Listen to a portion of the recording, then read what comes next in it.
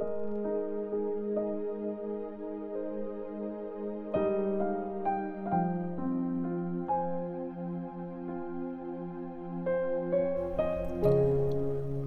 chapter 6. Ang 7 leaders ng church.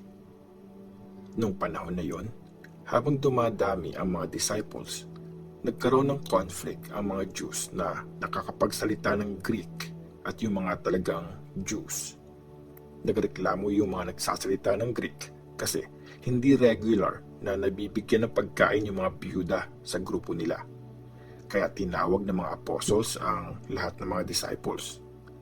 Sinabi nila, hindi namin pwedeng pabayaan ang pagpipreach ng salita ng Diyos para asikasuhin ang mga material na pangangailangan. Kaya mga kapatid, pumili kayo ng 7 lalaki sa grupo nyo na puno ng Espiritu ng Diyos at matatalino. Gagawin namin silang in charge sa mga bagay na to para makapag-concentrate kami sa pagpipray at pagpipreach ng salita ng Diyos. Natuwa ang buong grupo ng mga disciples sa suggestion ng mga apostles. Pinili nila si Stephen, isang taong puno ng pananampalataya at ng Holy Spirit, sina Philip, Prochorus, Nicanor, Timon, Parmenas, at si Nicolaus na isang Gentile na taga-Antioch na na-convert sa Judaism. Dinala sila sa mga apostles. Pinag-pray at pinatungan sila ng kamay ng mga ito para ipakita na pinili sila para sa trabahong ito. Kaya kumalat pa ang salita ng Diyos at dumami ng dumami ang mga disciples sa Jerusalem.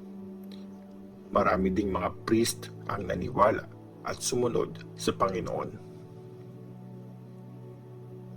Inaresto si Stephen. Si Stephen, sobrang blessed siya at puno ng kapangyarihan ng Diyos. Gumawa siya ng mga himala at nakakabilib na bagay sa harap ng mga tao. May mga members ng synagogue ng mga pinalaya na galing sa Cyrene, Alexandria, Cilicia at Asia na nakipagtalo kay Stephen.